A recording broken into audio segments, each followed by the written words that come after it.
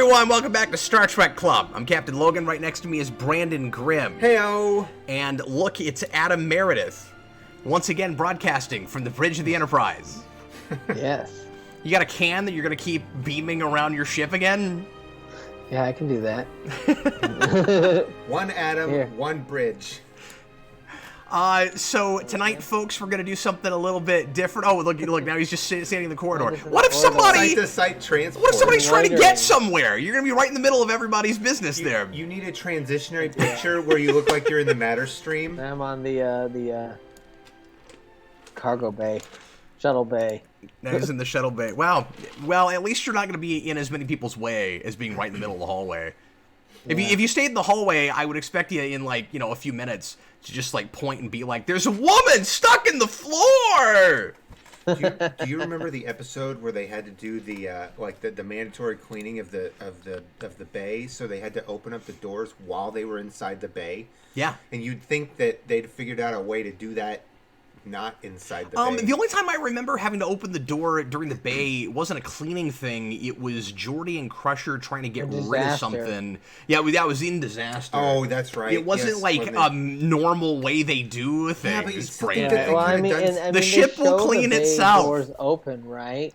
Are we talking shuttle bay or the cargo bay? Were they in the cargo bay for that? They were in the cargo bay for Disaster, Okay. which apparently has a door and looks exactly like a shuttle bay. I don't really understand that, but they do show it open when ships are landing and stuff, and then people are standing inside there, with the force field up. But they had to take the force field down, and they had to hold on for dear life, and yeah, that was during Disaster to get the radiation. Those plastic trash cans full of radiation. That's what it was. I couldn't remember exactly what they were trying to accomplish with that, but yeah. Okay, so I am... Oh, okay. For a second, I was a little bit concerned that folks couldn't see us because I wasn't seeing comments, but apparently we are broadcasting and everything's good. So, we're going to do something a little bit different tonight. Usually we open with some trivia. We're still going to do some standard replicator, but then right after that, Adam and I are going to count down our top 10 favorite TOS episodes, and Brandon, feel free to weigh in with some of your favorites as well. Brandon hasn't seen enough TOS that he felt comfortable enough to make a whole 10 list, unless you did. Unless you made a whole list. But I don't have a whole list, I don't think. Are you just going to say things off the top of your head? Or No. did you actually bring a list? I didn't bring a list, but I have a few things that I was thinking about that I really like. Off the top of his head. That's what I'm saying. Well, no, so you I thought about prepared it. it, yes. You I just prepared didn't it, yes. prepare it in my brain. Yes. You did it data style. Yes. He's got it up in here. The data is locked away. So what we're going to do right now is we're going to spin the wheel and we're going to find out what our first episode is going to be when we get to that so that everybody has time to pull it up. And then right after that, actually, let's go ahead and do this right now. While I'm spinning the wheel, I want everybody in the comments watching live right now, and welcome everybody. Thanks a bunch for being here. Going to do some Star Trek with us. I'm so excited about it, as always. We are a month in now to Star Trek Club. Super exciting. This is meeting 4. In the old club, if you came for 4 straight meetings, you became an ensign.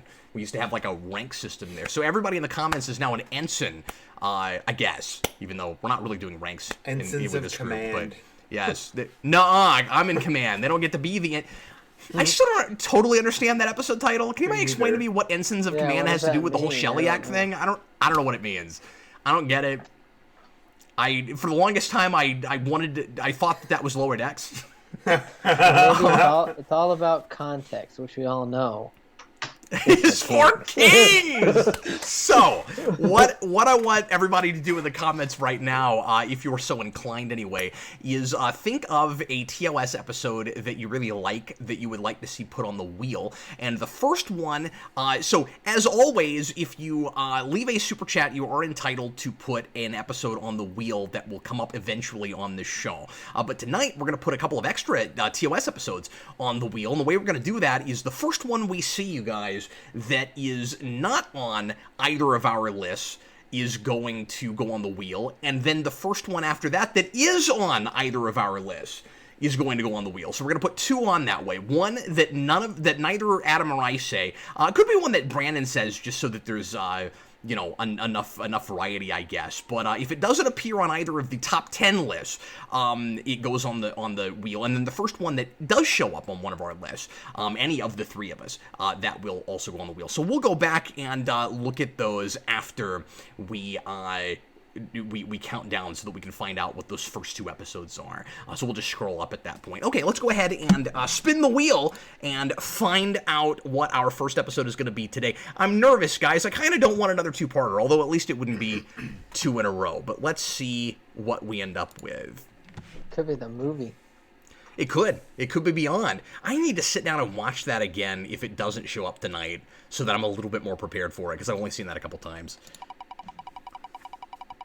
Okay, here goes. Latent Image. Latent Image. What is that, Voyager? Yes, Sounds I think like that's it. the one that Brandon didn't agree with me about what it was. About which one it was. Oh, yeah, yeah. that's what it was. Okay, Okay, so the one so with the woman who's dead, but not, and then they take her body and reanimate it or whatever. oh Is yeah, that that's Latent Image? yeah, that one's fun.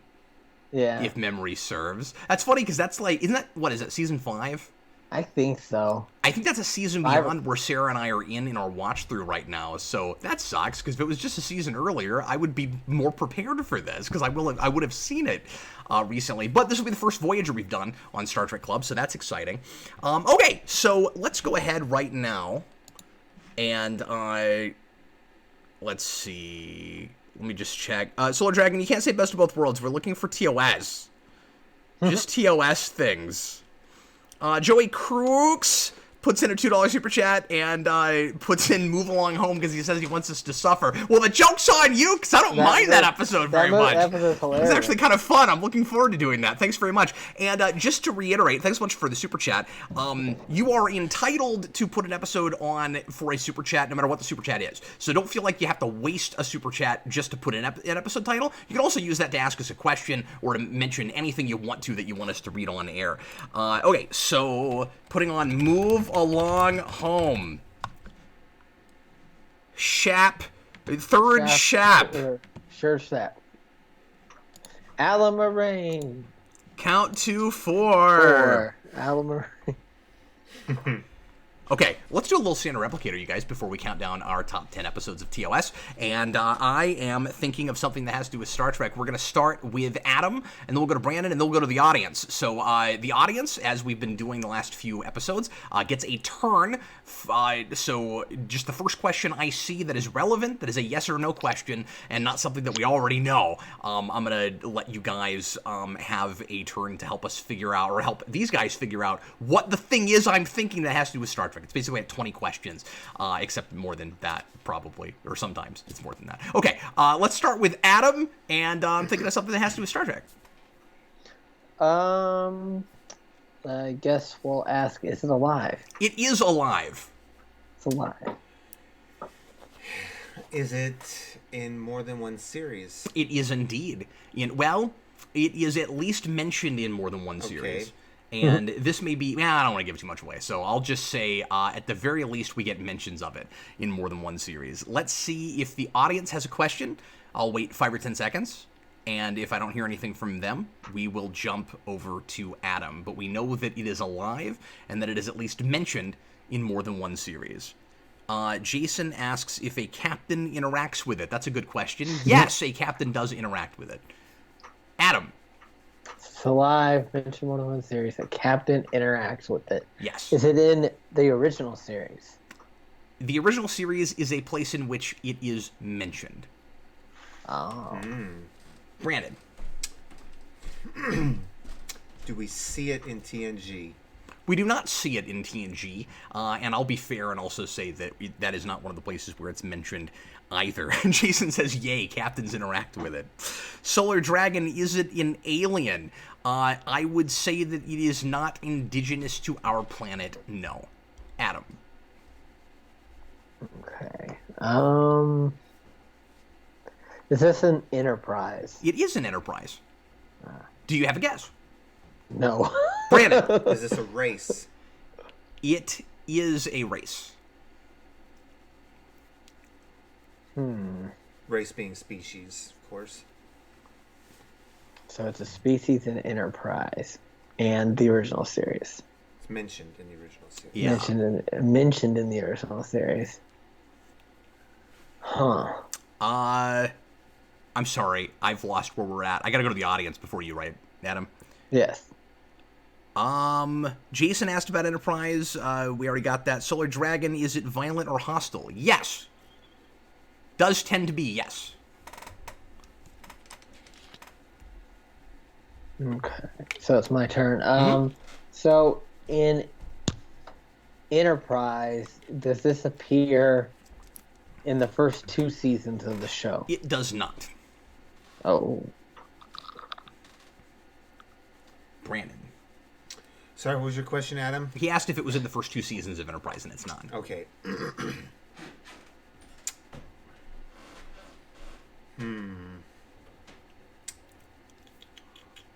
Do we hear about that? So we know that it's mentioned in the original series, and we see it in Enterprise. Does it show up anywhere else in Star Trek?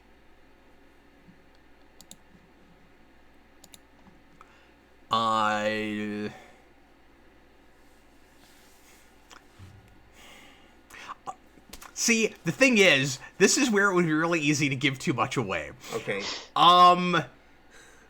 I'm going to say no. Okay. I'm going to say no. That is what I've decided to say. Adam. Okay. Audience. Okay, so it's not really doesn't really show up anywhere else. And it's in the last 2 seasons.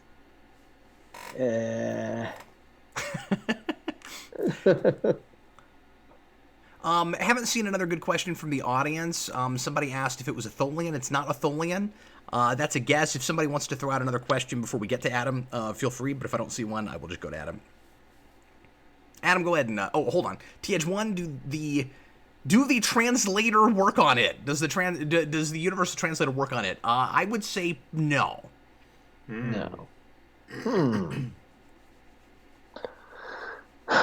The translator does not work on this. It's an alien from Enterprise. And not to mislead anybody, we never really nailed down the kind of life form we're talking about. Mm-hmm. Oh. So it could be artificial. It is not artificial, no. Go ahead, Brandon. Oh, okay. Is it...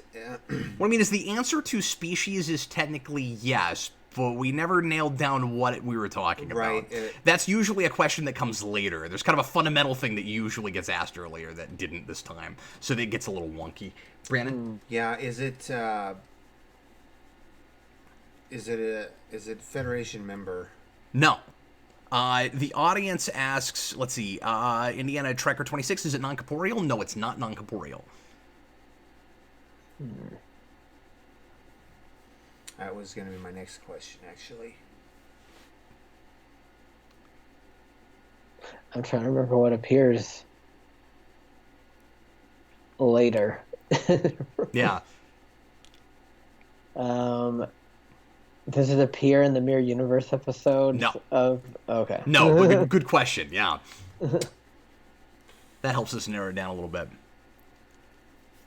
Do we ever see it on And I think that's why somebody said Tholian.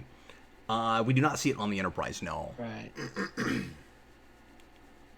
Busted Sim, is it a silent species? It's not silent, but I will say it doesn't speak like a regular language or anything.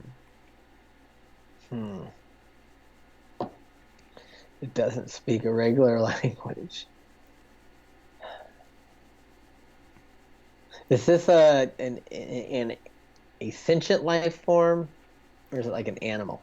It is not. Well, ask one of those. Ask one of those questions. Is it a sentient life form? If your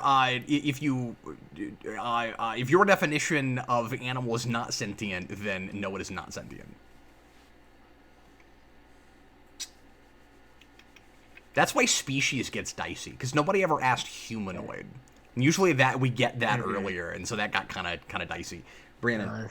Yeah. I can't, because the thing is, if you say humanoid species, then it's narrowed down enough. I can just give you a flat out no. But if you say species, then it's like, I think I might know what it is. If you say species, then I'm like, well, if I say no, they might think it's artificial, and yeah. Right. So I think I know what it is.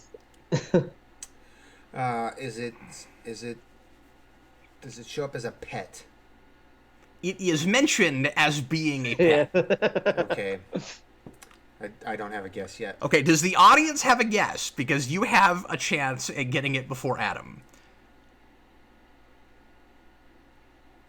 T-Edge1, is it used as cattle? It is not used as cattle. And you guys still have a chance at a guess. I will wait another 5-6 seconds. Busted Simon is not a tribble, and that was asked a little bit earlier. Tribbles show up in other places too. Well, I mean, by later you mean chronologically? Like, what do you mean by later? Well, I mean, they're at least talked about in DS9. Well, yeah, but that's not later.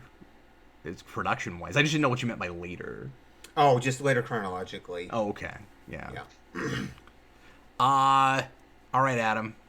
Go ahead and give it to us, man. I think you figured it out. Is it a salot? It's a salot. That's what we're looking for. Or if you prefer, a salad.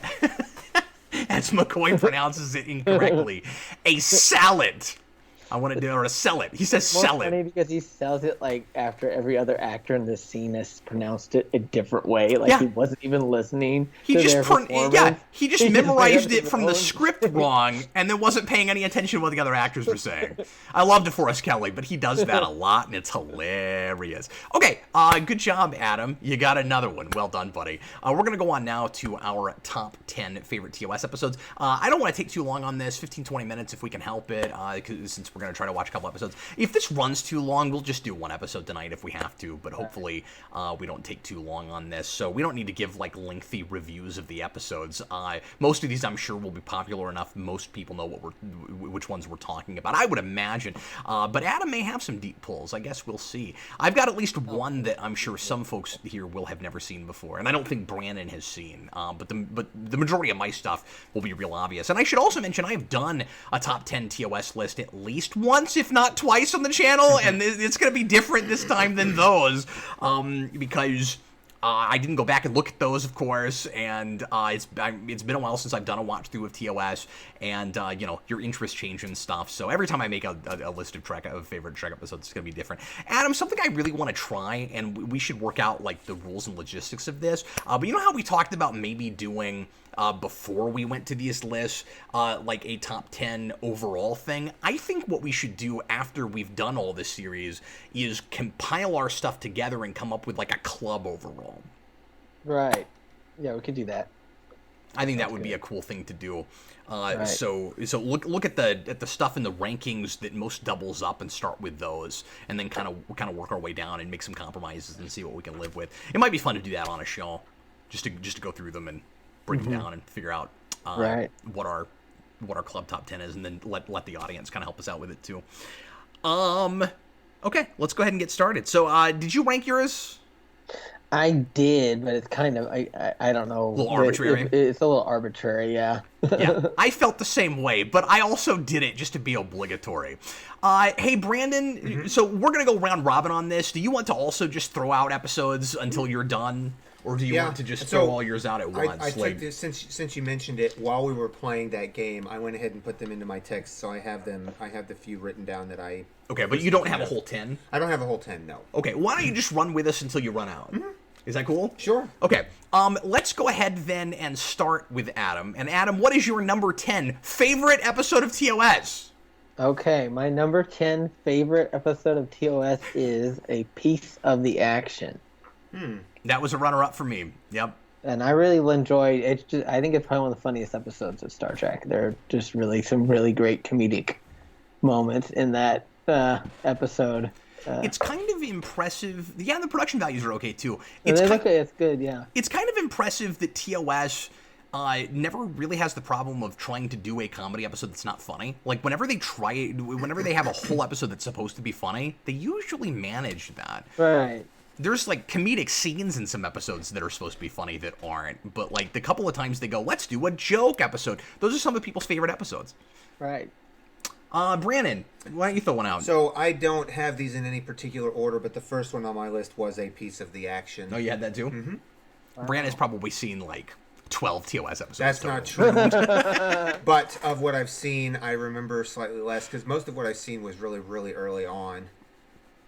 Indiana Tracker 26 says, I love the card game scene. I've never computed them, Captain. Gets me every time. Yeah, Fizzbin. Fizzbin.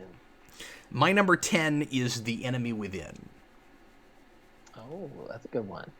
I just love it. Partly because it's hilarious. And partly because it's real original and we can't stop ripping it off now. And I think it's one of Shatner's better episodes. It's also one of his most hilarious episodes. I mean, he's got bits in that where you're just like, what are you doing? He's like, I'm Captain Kirk! It's the best. And then you've got the dog with the horns. I mean, it's silly, but it's wonderful and it's thought-provoking in its way. And it's a real fun high-concept piece. Dog. Why is that dog with the horns on it never show up ever again? It's never seeped into the popular culture.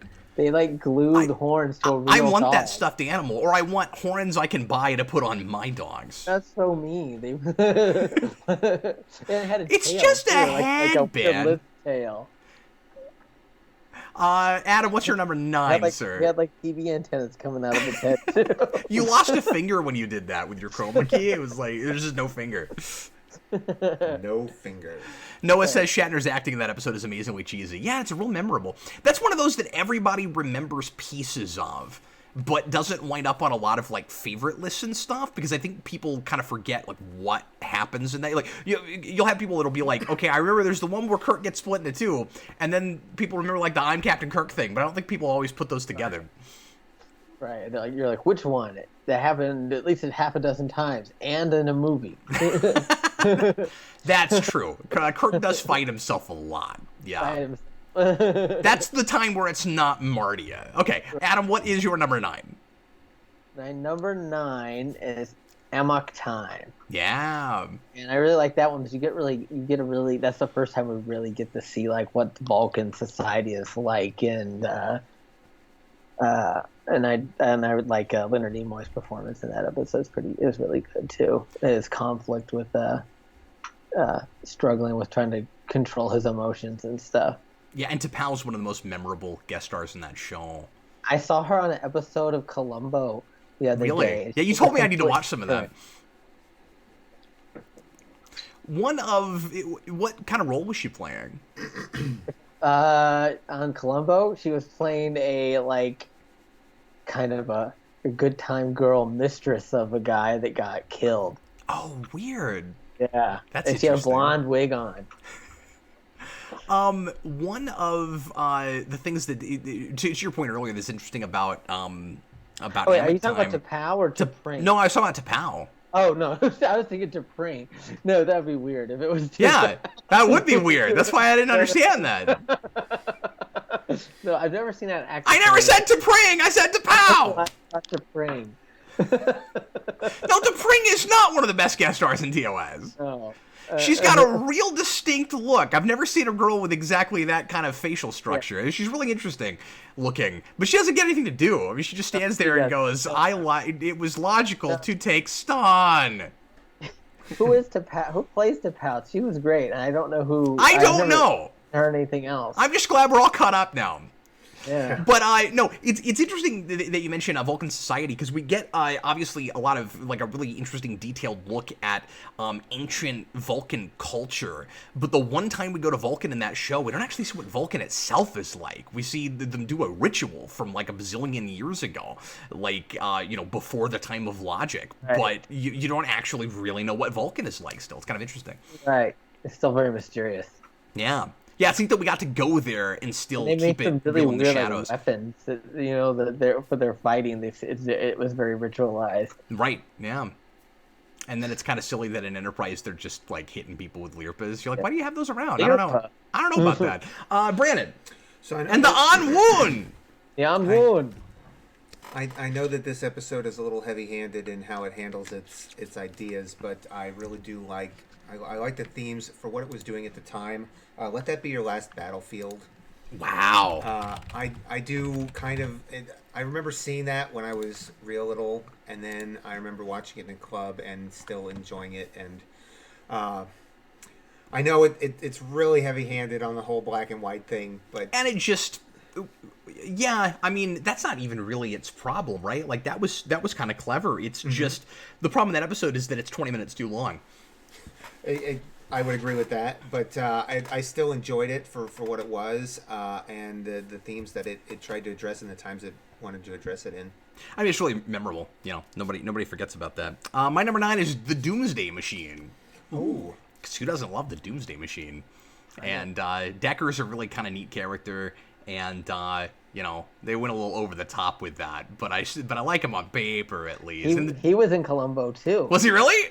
Yes. Are you sure? It wasn't Will Decker. It was Matt Decker. Are you sure? Yes, I'm sure.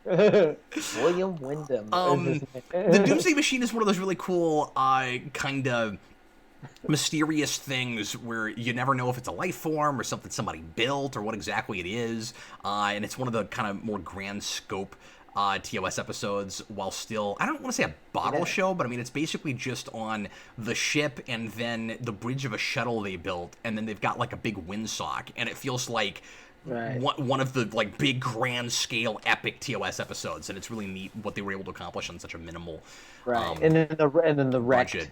The wrecked Constitution class ship, which is just the same set. Yeah, but they were able to make it look really, different. Exactly. There's a lot more I can say about these things, but we got to start moving on to a quicker clip. So, Adam, what is your number 8, sir? My number 8 is Mirror, Mirror. Yeah, man. Which everybody likes Mirror, Mirror. They sure do. Bixby was a genius, man. That's another one. Like The Enemy Within, it's one of those like ubiquitous sci-fi plots that we just cannot stop doing. It's stereotypical. Like every sci-fi show has that episode. Smallville even went as far as to call theirs the Mirror Universe. They just straight up ripped it off. Brandon. Now we can't get away from it in Star Trek. We just keep doing it all the time. And I still say if New Trek just wants to make that, then they should just make that. It's driving me insane. Go ahead. I'm a big fan of like psychopathic computers, so The Ultimate Computer is next on that my was list. a runner-up for me. That was almost on my list. Yeah. I had to cross it off. I do enjoy made that me sad. one quite a bit. Would somebody please explain to me how Daystrom like almost ruins everything and then gets an institute named after him? Like the most important scientific institute. He still was the father of like all of their technology and stuff, I guess, Yeah, that's fair. I guess he just made I don't know if it was an honest mistake, but I guess he just made like a technological mistake. It's not like he got Me Too'd or something. The computer itself, broke down. Yeah. I guess his mistake was his own hubris. He was trying to outdo his past accomplishments. Yeah, and it's that interesting question of like where exactly you should draw the line, where obviously something like Star Trek's not going to be anti-technology, but to some degree it's still anti-playing gods. It's like where is that? Like, and I guess the line is at the point where humans are no longer in the driver's seat. That's when you're going too far in exploring the universe and using this grand technology and stuff. I really enjoy Shatner in that episode because you can really get his vulnerability about his anxiety about being replaced basically and rendered obsolete by this technology. Right. And also I think Daystrom is a sympathetic character. He is. Because he and that performance is super understated. Yeah. I like that actor a lot that played him. He does a great job. He's like the opposite of Decker. Yeah. Going back just real quick, by the way, to Doomsday Machine, Indiana Tracker 26 says that he liked the TNG follow-up novel Vendetta, where the machine was built to fight the Borg. I like that too. It's been a long time since I've read that, but that was I think a Peter David novel. I think. That's what that was. So I don't know if I ever read that one. It's interesting, yeah. And oh no, that must have been Peter David, because he follows up on that with a crazy novel that I've talked about before on the channel called Before Dishonor, where they bring back the Doomsday Machine when the Borg have ships that can just disintegrate planets by touching them, and they lose Jupiter. They just disintegrate Jupiter. Oh no! That would throw the balance of the planets into disarray. Yeah, Peter David did not care about the science in that book or anything because he was angry with the publisher and he was trying to write the stupidest, craziest, baddest novel he possibly could. And because of contractual things, they were forced to publish it, and he tried to ruin everything before he left. Wow. And yeah, he totally trolled them and tried to murder that universe before he left. And it's quite the read. I've got a review of it on the channel. You should go listen to the details about it. It's just me talking off the cuff, but you should go listen to the details. It's crazy. Where are we now? Number... I did 8, and then Brandon went again. So it's my turn. Squire of Gothos is my number 8. Squire of Gothos. That was an honorable mention. I like Trelane a lot. Yeah, I love Trelane. Yeah, William Campbell's great in that episode. And that's one of the best foils for Kirk. This is just really nice tete-a-tete. I like Kirk going up against what looks like an omnipotent being, and he's not backing down. He's just a kid. That whole thing is great. At the end. Yeah. The mirror that gives him his powers doesn't really make any sense because his parents clearly are ethereal entities that are non-corporeal and have powers. I don't know what the mirror thing is about, but Kirk's got to blow up something that's gonna, save the day at the end. Maybe he was a kid and he wasn't. It helped him keep control of his powers. So. It would have been nice to have some sort of explanation for it. But, yeah, they didn't really explain it. I get that they're mysterious and all that, and they're not going to tell us too much, but I wasn't totally sure what was happening there. But there's some really cool camera work in that episode. I like the noose on the wall and all of that. But anyway. All right, let's go to number 7. Number 7. This is taking too long. Let's go to number 7. Go ahead. The Trouble with Tribbles. Yeah. I left that off my list. I did. Yeah. It was hard not to put it on, but I ended up leaving it off. Yeah. I mean, I love it, but it was like 11 or 12. I couldn't quite get it on my list. Right. And I think it's one of those that I'm almost innocuous to now because I've just seen it too much. Seen it so many times. That's why I was kind of, at first I was reluctant, but I was like, oh, I'll go ahead and put it on there. Yeah. And again, these are our personal lists, so I'm not gonna feel bad if it's like, oh, everyone loves this. How dare you not put it on there? It's like, well, this isn't the 10 necessarily best. This is the ones you like, right? Yeah, I mean, most of that does line up, but the kind of overall list that we'll do later, we'll try to make it a little bit closer to the 10 best episodes of all of Star Trek, probably. But Adam, was there anything else you wanted to actually say about Tribbles? Not really, because everybody knows about it. Go ahead, Brandon. It's ubiquitous. Was that on your list? No, it was not on my list, but keeping in with the insane Did you think that was a TNG episode? I'm just messing. No, I definitely know what that episode is. Keeping with psychopathic computers, the Changeling with Nomad. Oh, yeah. I mean, that's a good episode. Definitely appreciate how that computer wants to, is looking for the Kirk, its maker, and Roy just Kirk doesn't understand. And finally, it's just bent on ultimate distance. I feel like the motion picture was kind of that episode, on the big screen, just bit, kind of as big as you could get. So that for me is kind of the seeds of that. Yeah, Indiana Trekker, I don't know if Roddenberry ever came right out and tried to canonicize Trelane as a Q, but he did go on record and say that Q was kind of Trelane again, like he was in that same headspace when he came up with that entity. And so there are some novels where Trelane is a Q, and I never thought that quite worked, but it's kind of a fun idea. Right, Peter David did that in Q Squared, didn't he? Q Squared, yep, and it's good. I don't think it's quite as good as Q in Law, where Laxana Troy marries Q, but it's good. And that's surprisingly great, or at least from what I remember. I haven't read it in a long time, but anyway. It would take a Q to handle Laxana. My number 7 is Conscience of the King, which is the first time I've put that episode on a list. I went back and watched that again last year and was like, oh no, this is top 10 worthy. I had forgotten how great that episode was, and some really nice character stuff for Kirk. Some nice, we don't always get a lot of really solid background, tragic background for characters. You get that there. Kodos is a real fascinating idea, and it's one of the better kind of ethical conundrums in TOS, I think. Right. I'm really curious to see if that made Adam's list, because I know Adam likes that one too. It did not make my list. I do like it. The only thing I don't like about I find that the woman in that episode's a little bit much. But, Yeah, that's fair. That was just her performance, I think. No, I agree with that. But I do like that episode a lot. And this might have just been like the headspace I was in today. Some of this for me was kind of variety a little bit, where I was just like, I've done this before. I'm gonna put something else on there. Okay, number 6. Number 6, Space Seed. Space Seed.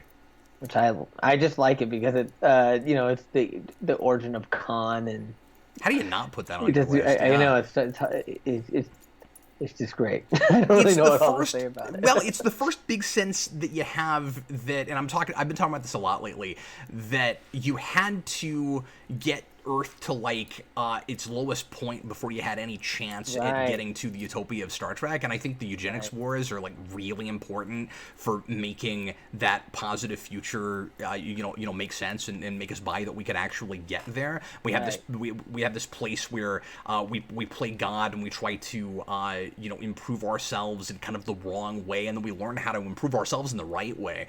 But also Monauban's amazing, and the tete-a-tete with him and Kirk is killer. That dinner scene is one of the best scenes in TOS. Right. And that does not have an irritating love interest lady. Marla McGivers is awesome. And I would have liked to have seen her in Wrath of Khan. Me too. Apparently the actress got MS. Oh, that's right. You told me that. And that's the reason they killed her off screen. Yeah. But also it gave Khan more motivation. Right. That's true, too. But they could have killed her off in the movie. But I think it's almost better that they didn't, because it's like, if you had come and checked on us, Kirk, my wife might not have died. So it gives him more motivation to continue his rampage. Yeah, than if she just died like in the middle of the movie or something. Yeah. You'd rather his wrath be built up over a lot of years. Right. And, that's how we make it now, right? 45 minutes in the movie, you killed my wife, I hate you! Right. You know, it's kind of better if it was like a deep space-seated thing from a lot of years. Brandon, you have any more TOS episodes? I do. City on the Edge of Forever. Yeah, of course. Is always a good one, and that one's pretty well known. But I find the idea absolutely fascinating, and I'd love to encounter something that did, that could do that, and that'd be interesting to experience in reality. Sorry, I'm just trying to move at a faster pace here. My number 6 is Court Martial. I love Court Martial. Yeah, that's a great one. I just think Star Trek tends to do decent courtroom drama, and that's one of the better examples of it. There's, of course, some silly stuff in that in that episode. I don't know how they've got such good cameras all over the bridge everywhere. Right. But it's and there's a character, there's a female character in that. It's kind of irritating also. But it's one of the better kind of Kirk character pieces, I think. Right. That's the same, the same situation they had in Star Trek 3 with the cameras all over. Yes. But they're just watching the previous movie. Okay, we're halfway there. What's your number 5? Number 5 is Balance of Terror. Balance of Terror. Yeah, of course. Fantastic, of course, and I'm sure is it on your list? I have a feeling it is. Yeah, it's on my list. Yeah, how could it not be? How could it not be? I think that's probably the best performance. Well, I don't want to say the best performance we ever got from Mark Leonard, but it's maybe the second best performance. I'd say. Right. I'd say Sarek in TNG is his best performance, and then that's his second best performance. Right. It's just a great redo of a classic World War II movies, like with the submarine versus the destroyer, that kind of thing and stuff, and also the way that they made the reveal about the Vulcans and the Romulans looking the same, and then Spock having to deal with that prejudice was really neat. Yeah, it's super inventive, and then it's that cat and mouse chase where the good guy and the bad guy are never on screen together, which is redone again in Wrath of Khan. Wrath of Khan gets a lot of credit for that, but and it should, but Balance of Terror did it first. Right. and also really well. So yeah, that's another one of those like really, really epic but super minimally shot episodes. Busted Sim says the problem with Court Martial for me is that chronologically it comes either right before or right after the Menagerie, which shouldn't really be skipped. Oh, I didn't remember that. Yeah, you don't want those right next to each other. The air date version it doesn't, but in the production version it does. So they're right in the same. Yeah, they're literally like the next episodes and stuff. That's dumb. You don't want two courtroom dramas right next to each other. Starbase too. They go back to Starbase 11 or whatever. Yeah. And then if you were actually watching it in that order, which people back then wouldn't be, but on Netflix, I guess you would, because if that's still production. Okay. So I guess this doesn't matter to most anybody, but if you did watch it in the production order, then you would see Spock almost get court-martialed and then Kirk almost get court-martialed right next to each other. I do watch production order usually because I don't like all the continuity little changes and I don't either. Like, but you got to be hardcore and kind of crazy like us to even think to do that. Even do a hassle, especially back with discs. Brandon, do you have any more? Yeah, I got list? 2 more actually. Are you just sitting there writing more while we're talking? No, I came up with 1 more while we were talking, but no. Box break. The end of my original list. Naturally. And then I have 1 more after this, but the end of my original list was Who Mourns for Adonis. Yeah, I mean, I like that episode a lot. I do really like that episode because we get to Kirk comes to the understanding that this is who would have been, a god worshipped by ancient humans, that they were at the time actual beings, and and then they do that too often, but it's cool there. It's cool there, and I love how they basically live off of adoration and their love, and he's holding out hope, and he's held out hope for literally not centuries, millennias later, right? And he finally realizes that there is no hope left for his kind, and he wastes into the wind. My number 5 is City on the Edge of Forever, which is somewhat obligatory. I just had a really hard time leaving it off because it is wonderful. It is one of the best episodes of the show, but I don't like it as well as I used to because it's not anything like it's not as good. And it's a little bit watered down from Ellison's original script. And if you've ever read the comic version of that, you ought to. I've reviewed that on the channel and talked about it ad nauseum, so I'm not going to go too far into it here. But even watered down, I mean, he thought they just absolutely butchered it, but I think it's that was an interesting Freudian slip, wasn't it? I like it. But I think it's still what they made is better than he gave it credit for. But anyway, so I don't know. It was hard to leave it all off. I almost did. I almost put something else there. But Adam, what's your number 4? Number 4, which we were just talking about, is the Menagerie. That was a runner-up for me. Yeah. I really like it. I really just admire how he was able to basically say, screw you to the network. I'm going to use the pilot that I shot, anyways, and built the whole episode around that. It's really good, and was able to expand on Spock's relationship with his former captain too. I thought was really. And then putting cool. that ending scene in a different context from how it was in the cage, like it kind of makes bits of the cage not really work as a canonical episode. Like when you go back and watch the cage, you can't really entirely, and it's mostly kind of nitpicky stuff, but especially with that ending, like you can't really look at the cage. Well, I don't know. I guess you sort of can. I guess you're just looking at the same footage twice, but in different contexts, right? Because it's like she goes off with a version of Pike that's not Pike, and then she goes off with Pike, and they're just both exactly the same. It's the same shot. Right. Okay. No, it was super inventive. Yeah. And a really good character piece for Spock. Mm-hmm. What else do you have? I have the Enterprise incident. That was number 12 or 13 for me. I had it on my list for a long time, and then I finally had to scratch it out. That's a really interesting play between the Romulan commander, the female Romulan commander, and Spock. And made you want the Romulans more in that show. Oh, absolutely. Kind of weird who is this mysterious Balance of Terror race? is as early as it is, and then they think to do Romulans one more time right toward the end. It's very kind of mystical almost to me, and mysterious, and I really dig the interplay and how Spock kind of kind of lets her believe she's in control of the situation when she really isn't. There's almost a sexual tension between them, which works really well. And I've always said, and I don't know if you agree with this, Adam, that that is a glimpse at the tone that you really think of for like mid to later TNG. Enterprise Incident is the closest to a TNG episode you ever get in TOS. Right. Spock's fascination in that episode too shines through, even with him being as logical as he is. Adam, we are at number 3. Number 3 for me is Devil in the Dark, which I like that episode a lot because it's like, and I knew that would be on your list, by the way. It's a twist of the traditional monster episode and stuff, where it turns out that it's not actually a monster; it's just another life form. Yeah. And it's protecting its family. Yeah, another really good encapsulation of what kind of the point of of the Star Trek is, right? Right. And right. In the Prime Directive.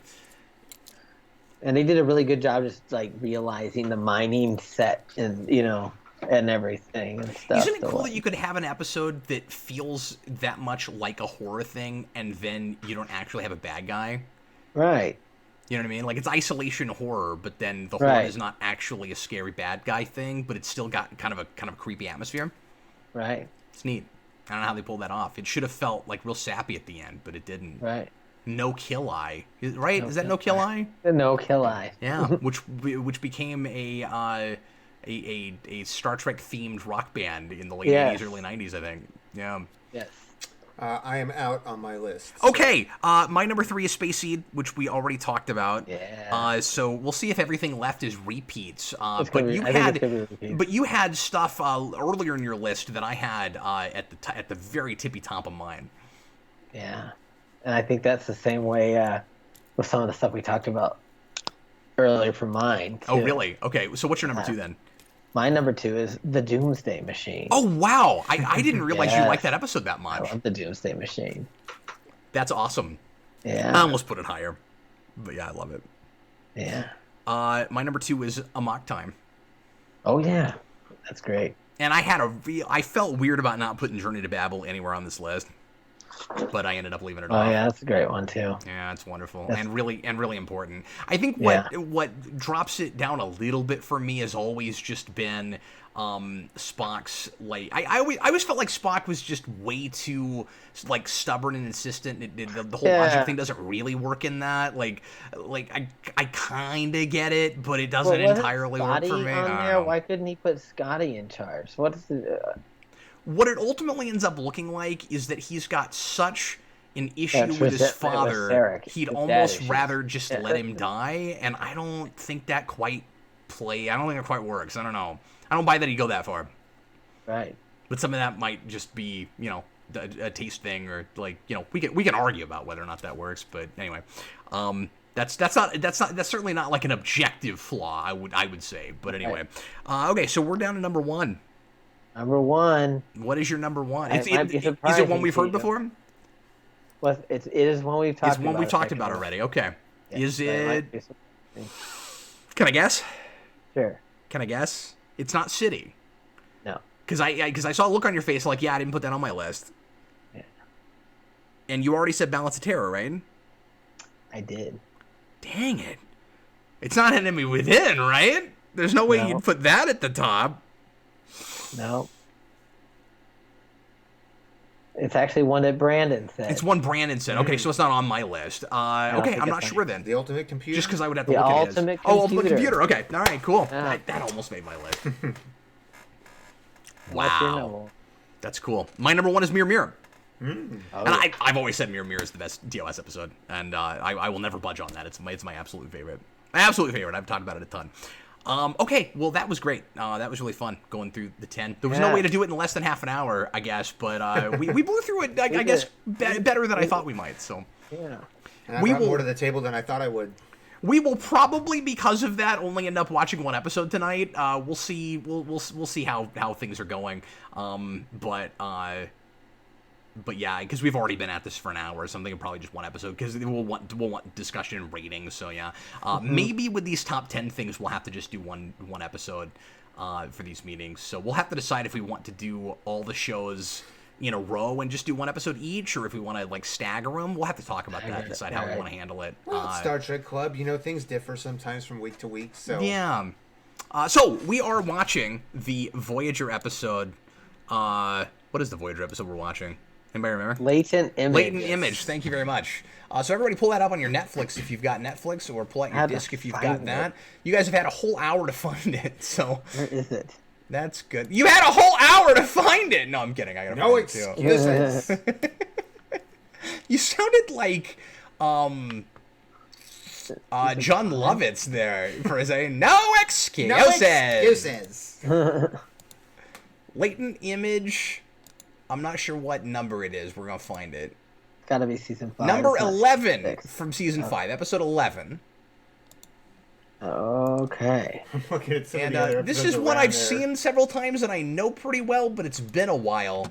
Oh, this is not that episode. Oh, it's not? Okay. It's not the episode with the woman that died. Is this the one where the doctor freaks out and has a meltdown because... He let somebody die. That he let someone die. Yes. This is a good episode. And then he wants to be reprogrammed. There's like 4 or 5 places where he wants to be reprogrammed.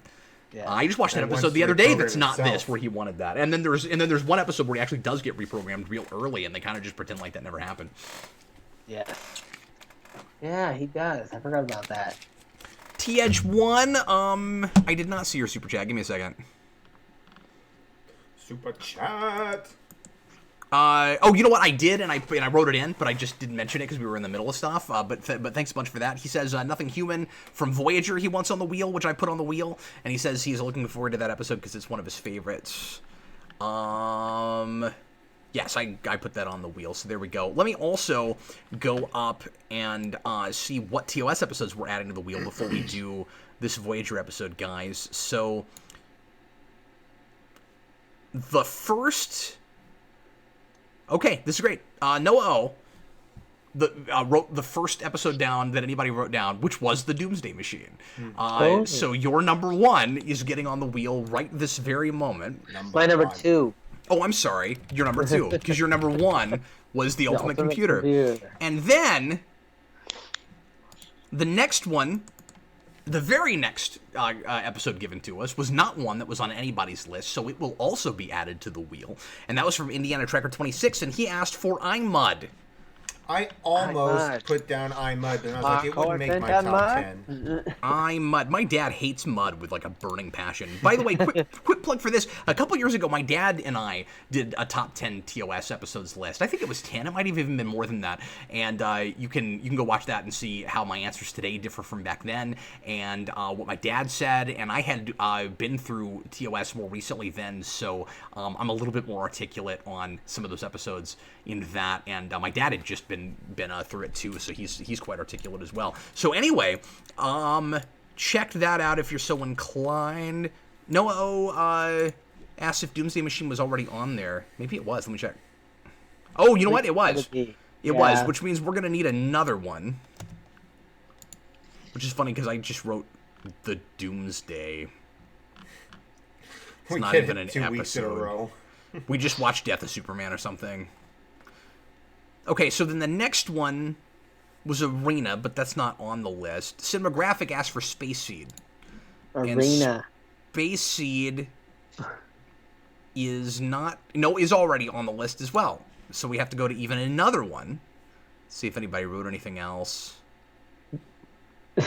Okay, we didn't have any other responses, so I'm going to break my own rules and put Arena on the list as well. So it's going to be... we'll have to have Jason down here for that one. We will. So it's going to be Nothing Human... Arena and iMud will be the 2 TOS episodes we're adding to the wheel today, plus the Super Chat ads. And once again, anybody that hasn't already left a Super Chat tonight, feel free to do that, and you can get an episode on the list. We're only letting people do that once a week, though. So if you've already done that, you won't get any more episodes tonight for Super Chats. Okay. Let's get right into it, shall we? It's episode 11 of Season 5, Latent Image. And we're going to get right into it. Get a timestamp 0. Get ready to press play when I say now. And I'm about to do just that. Everybody, please press play right now. Always loved the Intrepid class starship. I want a model of it. I had a model of it. and then it kind of broke, so I got rid of it. I have And the Playmates toy still with the little engines. do you that still go, have that? I've always wanted that. Yeah. It's the only one of those I saved. Oh yeah, this is Aw, when he was Naomi in his weird Wildman. photography mode. Okay. Does she still act? Yeah, I think so. She had like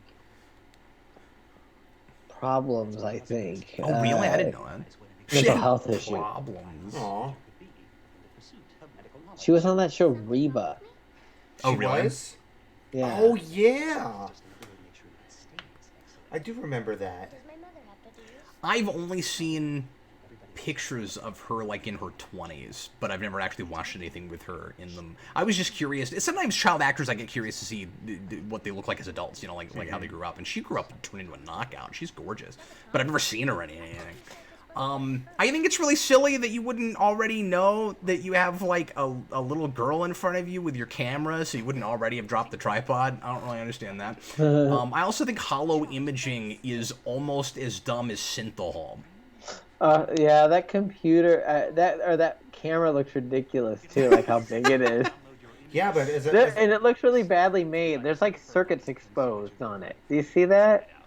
I Yeah. kind of dig it though for what it's supposed to be. It's supposed to be a hollow imager, and I can buy that it needs, the dual kind of, the stereoscopic vision. Yeah, we can make it the size of an iPhone probably. The reason I say it's kind of, 20 pounds. I guess in this case, what I appreciate is at least it's being used as a hollow imager. Because usually what we do with that thing is we just use it like a camera, like just a regular camera. Oh, I gotta take hollow pictures. Why? Are you gonna re-experience this in the holodeck? And people think it's creepy if you do that. So why would we have a device that everyone's using to do that? Like, people don't like it when you just, regularly interact with people on the holodeck as holograms. Usually that's kind of frowned upon a little bit.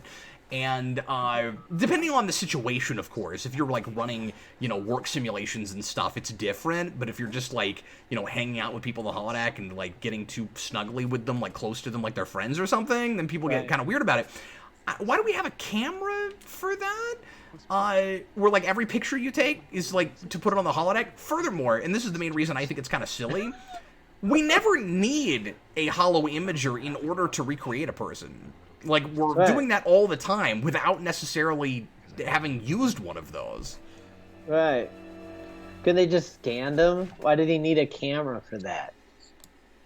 Because scan them or whatever. Star Trek is always struggling, but Voyager more than anything, with trying to be relatable to the audience that's watching it now and also looking futuristic. So it needs its characters to be doing things that are like the things we do now, so that we feel like we can identify with them, like but Tom also Paris's, it's futuristic, like and that's Tom why Paris's synthahol. Camaro. His camera. Yeah, his Camaro. Well, sure, but Paris is just into 20th century stuff, so he has a whole lot of things. So he makes sense. He makes sense. I like yeah. that he had a TV. It's not like he has a futuristic toaster or a futuristic TV. Like, I like that. Yeah, the TV in his quarters. Here's a quick bit of trivia for you, Adam. What was Tom Paris's favorite thing to cook in his 20th century toaster? I don't know. Toaster strudel? You know that? Toast? No. He was really into peanut butter toast. Oh. And I only remember that because my stepdad has that for breakfast every morning. Oh. What is Tom Paris's wife's favorite breakfast food? Oh. Balana? Mm-hmm. So I feel like it's something with bananas. It is. It Yeah, is she with likes bananas. Banana pancakes. Yes, banana Yes. pancakes. I was like, waffles. I was like, it's not waffles. Yeah. Banana Extreme pancakes. risk. Oh, yeah. Oh, yeah. That's a good one. No, it wasn't the Kool-Aid Man. It was B'Elanna Torres in Extreme Risk. Yeah. That was one of her extreme risks. He burst into the wall like the Kool-Aid. I want to thank whoever put Wait an Image on this They had to list, tell them because this stop. was not an obvious pick, and a lot of the things that are on the wheel right now and that we've done so far are like kind of some big favorite episodes. So I want to get, I don't want to say like mediocre or bad episodes, but just stuff people don't immediately think of. I'm glad that we're doing some of those already early. Janeway's got a pile of pads. A little pile.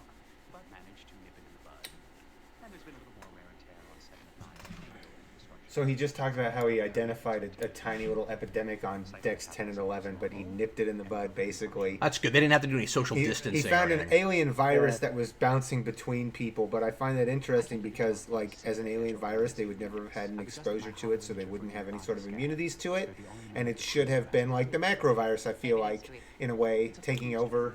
Oh, this was also a Tom pick. Tom, are you just a big Voyager fan? Tom's put 2 Voyager episodes on the board, which is great because we don't have enough Voyager. And you added Year of Hell. Yes. Year of Hell. Well, you Hope gotta we get put the to it. sequel on there, too. Well, huh? If we get the two-parter... What we'll is do the sequel two-parter. to Year of Hell? Oh, not Year of Hell. I was thinking of Planet Hell. You know, my favorite The demon- season oh, the 8 demon- Voyager. the demon My planet. favorite I was thinking season of the 8 demon- Voyager episode is Return of Anorax. Hey, Red Foreman in Star Trek What is the hell great. are you talking about? I was thinking of the Demon Planet. The Demon Planet. Yeah. Well, the follow-up to that... Well, the follow-up to was, that is one of my top 10 Voyager Oh, episodes. yeah, absolutely. I don't mind telling you right away. You're gonna see that. Yeah, that is. I always mix that up with an Infinite Regress, but it's not Infinite Regress. No, It'll come to me. It's got like a colon in it, doesn't it? Course Oblivion. Yes. Thank you. The Course colon Oblivion. helped a lot. Oblivion. Yeah, that was back when it was okay to put colons in Star Trek things. The only other Star Trek did that before. Besides that, was Operation Annihilate. Yeah. State your request. I like Operation Annihilate because of the location shooting in that episode. It looks really like TOS-y, like that office park they found. Even though it's just an office park, it looked really like futuristic. And then TNG tries to do that constantly. They're constantly looking for And it doesn't weird look as good. architecture. No. Like that house where the Uxbridge TNG is was the worst show at shooting on location. Like even over TOS, and the TOS did it better. Yeah. Now they didn't do location a lot, but I mean, there's Even a couple if, of like, decent half the location time they're- episodes. Yeah, and half the time they're on location, it was like, this is so beautiful. And it's like this ugly Southern California ravine that Oh, was it'll like be- one it's of the worse hills than- behind the studio. Which is alive with the sound of music. No, it's worse even than It's So Beautiful. It's always like, it's paradise. I wish I could Paradise. live here for the rest of my life. Paradise, my friend. We talked about Who Watches the Watchers, though, and that was a decent location shooting Yeah, episode. that was at Vasquez Rock. Busted Sims says, I made an entire franchise watch list for my friend, and Voyager was the hardest one for me to choose episodes from. The ones that stand out really stand out, but most don't. I don't know. I would say that there are a lot of, like, really stellar, great Voyager episodes, but it is more missed than it's hit, and it's more mediocre than anything. Yeah, it's more- I would think I'd probably be easier for me to pick Voyager than Enterprise. I think Voyager will be hard for me to narrow down to 10. I really do. That's not me saying that it as a series doesn't have huge problems. The analogy I like to use for Voyager is that, like, TNG, and it's hit or miss some too. All of Star Trek is. Maybe, I don't know, maybe DS9's a better way to thing to compare it to, except that show is such a different thing because Right. it's so archy and it's kind of, in a lot of ways, one story beginning to end, or more than any of the rest of them were anyway. Right. But with, until you get to the new stuff where it's trying to do that. But with, Right. but Voyager I see as a really bad album with some really good, like, cuts, with some really good, like, radio Right. songs. And TNG is a better album. I'm detecting Right. photons in the hollow. It's got some radio. Yeah, the singles are great, but some of the overall The singles are all, but it deep tracks doesn't. aren't always so great. Or they're Yeah, mediocre more than it doesn't anything. work as a listen. Yeah. They are degraded but intact. Let's see. He says Enterprise was actually easy as it had story arcs where even if there's a bad episode, it's relevant to any plot arcs or threads it's included. I don't know. When I go back Yeah, through but it's hard three, to pick the first 2 seasons of that show. You wouldn't be able to pick anything. From yeah, and even when I make a list of DS9 episodes and stuff, it's never like here's a giant swath you have to watch. But with Enterprise, like even when I go back to 3, I skip about a quarter of that season. Yeah. I don't need the Western episode. I'm fine without that. What the heck was that at all? Yeah. Or Carpenter Street. Carpenter Street. And you guys, he's gonna be a jerk and put that on the wheel on a week that nobody picks anything. So the week will come. The standing threat. We got to get to him eventually. They weren't deleted? No. Then why can't I remember them? The program was rewritten to deny you access to Because those Janeway rewrote your brain. Yes, she did. Oh, interesting shot. Whoa. You know, usually the crew is There's not so the keen camera on thing you're him taking photos all the time. That's true. That usually irritates them. Those will be out of sequence. I don't know necessarily that a party's going to be different, but it could be. That's a cool shot. This is vaguely, and I'm not saying this is exactly the same thing, but I'm reminded a little bit of Clues. This is vaguely a throwback to that, where there's an artificial life or an artificial character who is who something about them is off, and we've got to go back and find out. It's like a the bunch of opposite of information Clues, about. where Where they know, but he doesn't. Yeah, that's what I was trying to figure out. I was like, it's reminding me of that episode, but it's not the same thing. You're right. It's the reverse of Clues. Yeah. And Voyager will sometimes just kind of straight up rip off TNG episodes. This is not that. It's flipping it on its head. And I don't know that they were even thinking Clues when they made this, but it reminds me of that. It's not helping. I'm reading massive synaptic failure.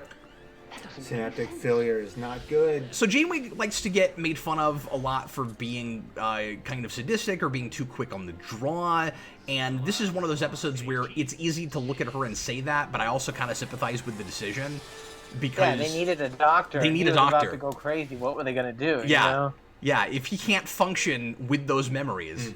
They have no doctor. And I like the way it functions, or I guess it doesn't Harris function. Going to medical school. They don't get that. Yeah, exactly. He's the closest you've got. He doesn't know what he's doing enough. Well, except whenever he does take over as the doctor, he never has any problems at all. Like, Right. but I was just gonna say, I like how in his subroutines it functions as like a feedback loop. So like this ethical conundrum turns into like a worm in the computer system, and that's a neat idea. Who was she? An alien intruder posing as a Starfleet ensign?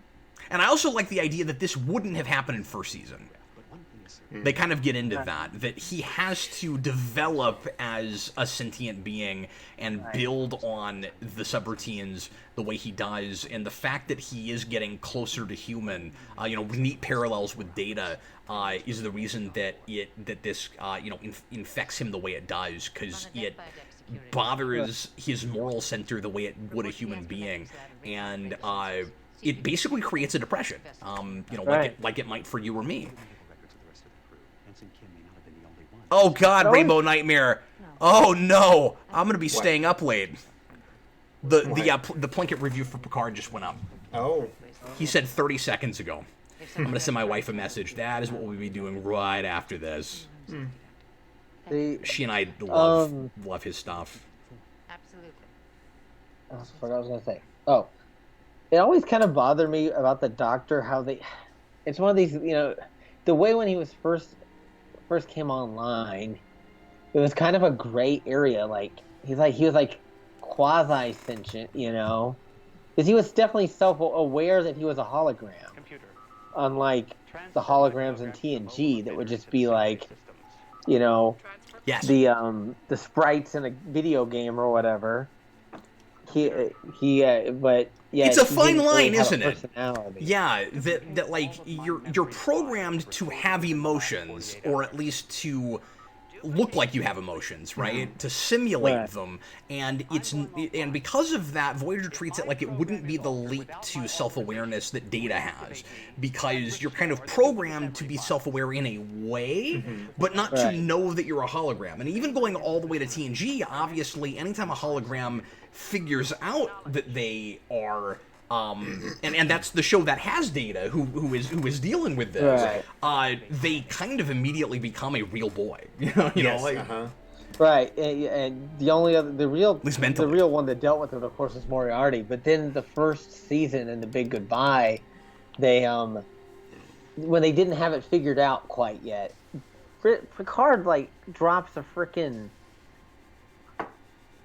memory bomb on that poor man that's in and then they just Yes. he leaves and the lights go out in that scene. I'm like, oh my god, what have you done to this In the Dixon this Hill? holographic character? Yeah. now? The Dixon yeah, Hill the Dixon one? Hill. Yeah. So we're 15 minutes in. Is this is Miles right when we leaving. find out that Janeway's been the one doing it, right? We just see that someone's doing it. He takes her picture with this thing, But, like, and it's then they have about- the it's reveal about to where it happen. has to like Right, construct and her then- body. Yeah, and then it takes forever to show it to us just for the sake of suspense. He saw his camera set on the weird mode. Kind of like the end of first season Discovery, where it takes forever for 1701 to come up. I want to thank everybody who is sticking with us to finish this episode before you go to watch the blanket review of Picard. Thanks very much. A lot of us have been really waiting for that. But don't worry, we're just doing one tonight, so we won't be past 9 Central. So he uses the hollow Yeah. camera all the time, but it doesn't always reconstruct the person from the bones up.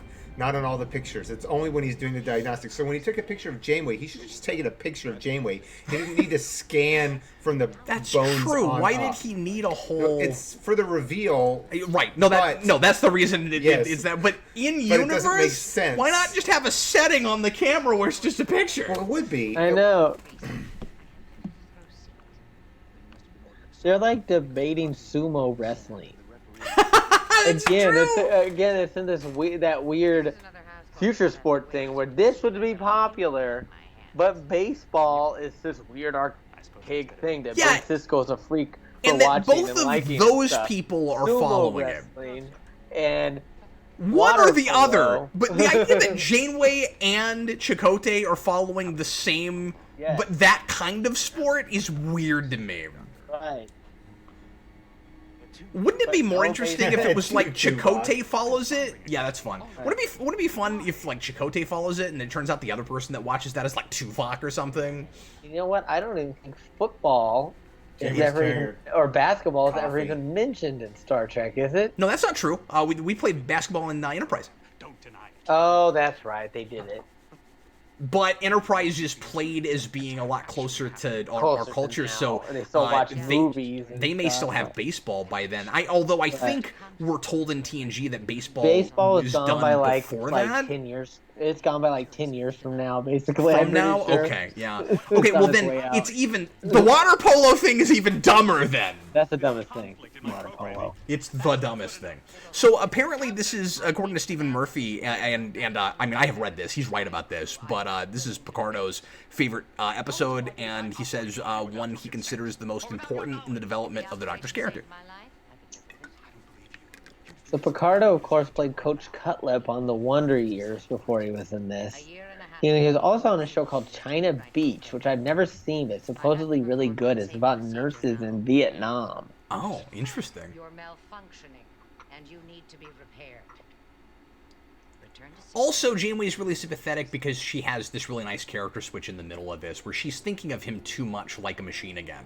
And then when Right. you get to the end of this, she turns into his confidant and just treats him like a friend and does what any of us would probably do for our friends who are going through this kind of crisis and really needed somebody.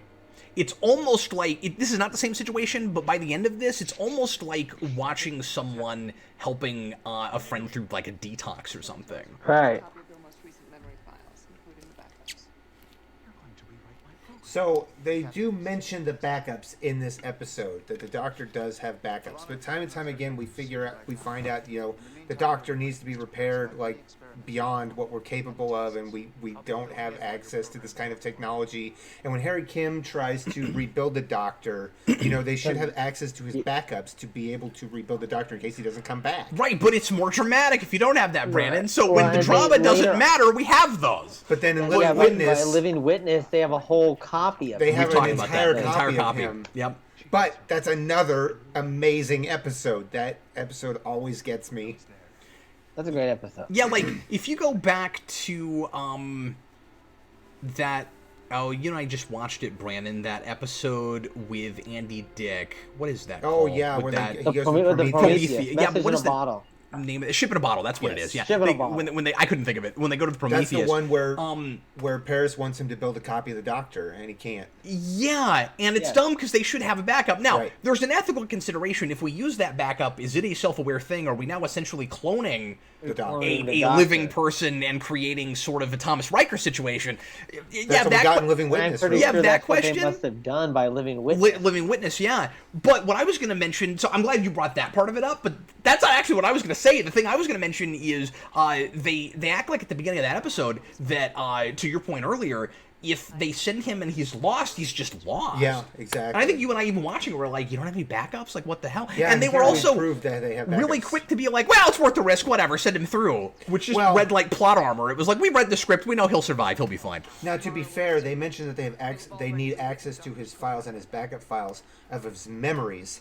His memories might be backed up and encoded, but maybe not his actual program, because his program takes up a large chunk of space. I want to address something Busted Sim just mentioned. Janeway seems like she takes a long time to actually regard the Doctor as a person. If I'm correct, even after this episode, she still initially regards him as a program, not a person. I would make the argument, and I'm watching through it in sequence right now, and I think it kind of depends on the episode and the writer. Because there are places, like I'm in the middle of season 4, and I can't think of a good example, but there's an episode or two where Janeway is absolutely treating the Doctor like a real person, and even what was it I saw recently? There's an episode that we saw a week ago, I think, where by the end of the episode, he's made some kind of mistaken judgment and is worried that. Oh, I know what it is. It's that episode where B'Elanna. No, I'm sorry. Adam. It's that episode where Seven she thinks violated by that guy on that planet with who claims that they just had like a phaser backfire and that he was like stealing her Borg nanoprobes, and it turns out that he was right, but like the Doctor believes Seven's story and Seven's actually totally wrong about it, and by the end she tells or he tells Janeway, I think you need to just reset my memory, I don't want this kind of thing to happen again, and she says this is what it's like to be human, you're gonna make I've mistakes, you completely have to live forgotten with this them. episode. I have no memory of it. Yeah, I forgot about it too. But she's absolutely treating him like a patient, like a person there, because she says, I can't let you do that. That wouldn't be right. We're not going to do that. So it depends on the episode and who's writing it. Sorry, it took me a minute to get there because I couldn't remember which one it was. I can pull up that episode title here in a second though because we just watched it.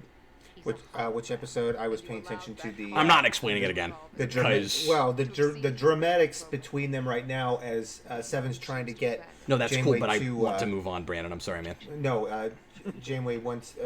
Seven wants Janeway to understand that the Doctor is less like the replicator than Janeway thinks he is. It is unsettling. Yeah, I mean but that's for the sake of her arc in this particular episode. Sure. I think where Janeway is at the beginning of this is maybe a little bit manufactured. Like I said, she's sympathetic even before she has that shift in the sense that what are you gonna do? He's your Doctor, you need that. And maybe the idea she's overcompensating where she's trying not to be too biased, so she's forcing herself to think of him more like a machine. And that gets her to this like real rigid kind of cold, heartless place. And it's really easy for Janeway to go to a cold, heartless place. I mean, yeah, they don't have a spare. He's the spare. Retrospect. That's actually the last episode we watched. Retrospect. I'm gonna have to look this episode up. Yeah. Seven claims to have been assaulted by the arms trader who just sold new technology to Voyager. The Doctor looks like he's about to be led to his death, honestly. It's not real memorable, but then Sarah and I actually really liked it by the end. We had some issues with Janeway's kind of logic at the end of it, but it's solid. So Janeway doesn't believe Seven My own bias is about what you in that episode? much to do with it. At the very least, you deserve to know exactly. No, everybody is trying really hard not to be too biased because they're not sure who to believe, and the Doctor just takes her side without thinking about it. They're investigating that guy, and they're all trying to be impartial. And Janeway's trying not to make the leap to surely Seven is right about this, and like she naturally does that, but she's not letting that inform what her choices are. And she's trying to be impartial. But then the Doctor is just immediately takes the leap. This guy did this, and he tells Seven basically, when he gets what he deserves, you'll feel better. Like, he comes out and tells her that. And it's basically... I don't remember this at all. It's basically all about the Doctor trying to give someone advice about their emotions and being a good person, and realizing that he has too much to learn to be effective at giving people advice. And that's kind of a turning point for him, too. I've seen it, but I have no memory of this episode. That's Maybe really funny. you guys took the memory away from me like they did with the Doctor here. You know, I would like to point out, right before the commercial break in this We've episode, never seen you before! I'm sorry. Right before the commercial And break they always in eat this that episode... weird blue cake. What's the deal with that blue It's cake? Andorian cake. with Clearly. mint frosting. With Because mint I'm pretty frosting. sure that Janeway replicates that same cake for Tuvok. Sorry, what was His it? birthday in the episode. So right before the commercial break, we got an intense scene where Janeway looks somebody directly in the eye, and she's Why not doesn't shifty. black and white? Yeah. And that's a rare occurrence for her. She's usually got that shifty eyes going on. You're always like, what's she thinking? She starts to do a little bit less of that in the later seasons. Like, it's obnoxious early. She gets a little bit less cornball. Why did they do this? The black balloons. Is she turning 40? Ha. That's So they hilarious. just like The Office. Are they gonna trash her console? Candid shot? Try to look natural. At least it's my good side. Chris Gavin, on a side note, trying to recall the name of the live-action Star Trek-ish comedy American short series. Believe episode 1 involved insulting two Gorns. I don't know what you're talking about. This was on TV. Say cheese. Yeah, I'm not sure. I that doesn't ring any bells for me. I'm not sure what that is. Hmm. That. Our sensors are dead. Power's being drained. Shields and weapons are offline. Baby's black balloon makes her fly. He's still taking pictures. Yeah. Something else about the whole picture-taking thing. There are too many episodes where clearly there are cameras recording everything. Yes. So you don't need to take pictures of anything, because we have like perfect high-resolution footage of everything, and you could just go back and Right. take a still out of it, which Yes, we we can look also at the have footage. done. The Doctor Yes. literally just Like stepped we were in a just puddle talking of about. blood. That was interesting. And we're You know, not it's- consistent about that, so it's easy for me to go back all the way to Court Martial and be like, look, we had this in the 23rd century, but there are episodes where we don't seem to have had that. You know, it's funny in Star Trek 3 when they're doing that. You can actually see like film, like dust on the film negative that they're watching. It's like it was shot on movie film, apparently. And then at TG, we can like perfectly recreate sequences of things that have happened on a holodeck. Yes. Yes. That's a like terrible in episode. the Geordie episode. Be grateful. What's I it was thinking of the called? Riker episode where he's on trial. I'm not in the business Ah. of killing people. You remember that? Which one? I can't remember the name of it. Where like Riker is on trial, and there's this alien guy from a planet Matter that of thinks that he Perspective. matter of perspective. That's it. That's That Rashomon he episode. killed his wife. Yeah. That was the episode that has this really crazy musical cue at the beginning. Or not that I he- always no, that- no, remember that- it. that he When he's killed painting her that lady husband, nude, right? and Data That's what it hates his was. painting. Beam us directly to It was sickbay. probably a pretty bad painting. It was. It looked really weird. Busted Sim, let's not forget how surveillance society Voyager is. Not only are there cameras everywhere, but they record brain patterns. Where's his bio side? What happened? We were fired on. There's something wrong with their nervous systems. We've got to stabilize their synapses. Get me a choline compound. Which choline compound? It doesn't A matter. choline compound. I think what Tom really meant was, I don't know what choline compounds are, Doctor. You just made that up. Medical tricorder.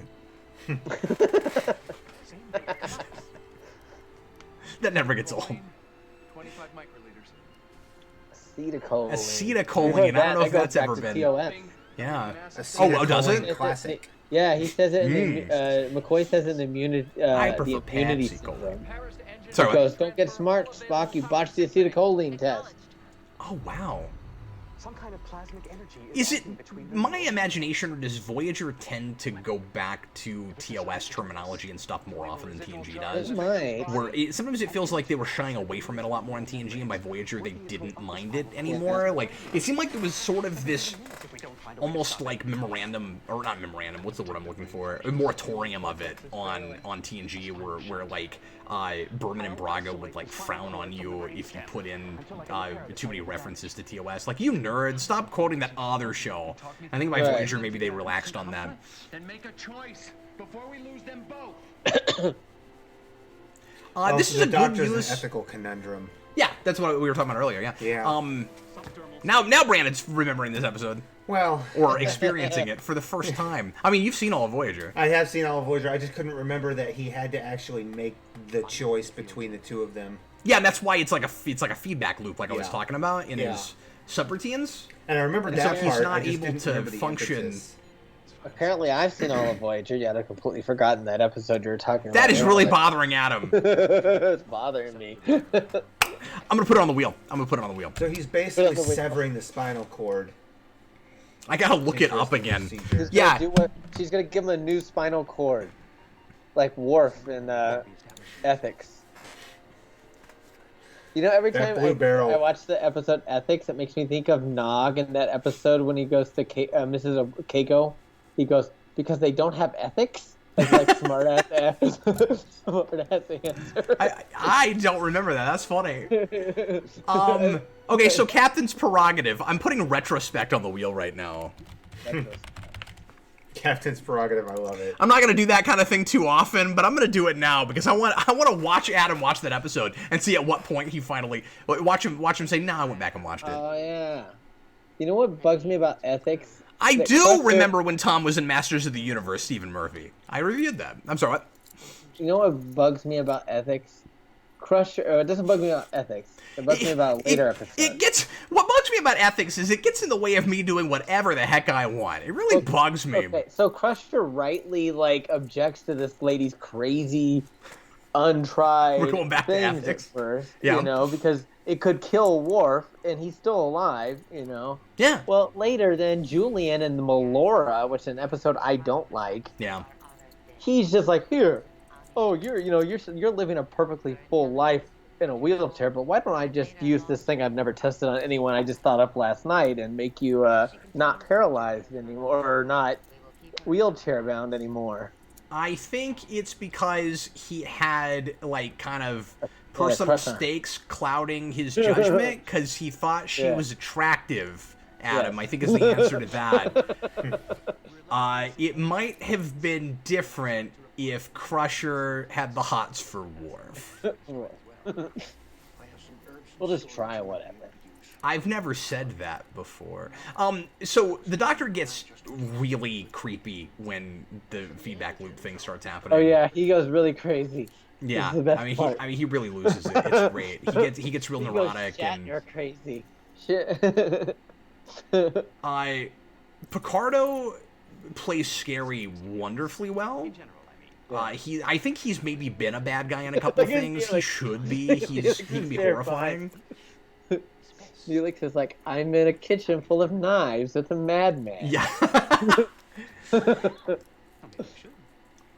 Okay, but Neelix, this is only a season after you lost your mind when you thought that. When his heaven was gone. Yeah, when his heaven was gone. Yeah. That's what I was gonna say. When he go, okay, so you remember that one. No, he dies and he's like, you shouldn't have brought me back, and he just loses his mind.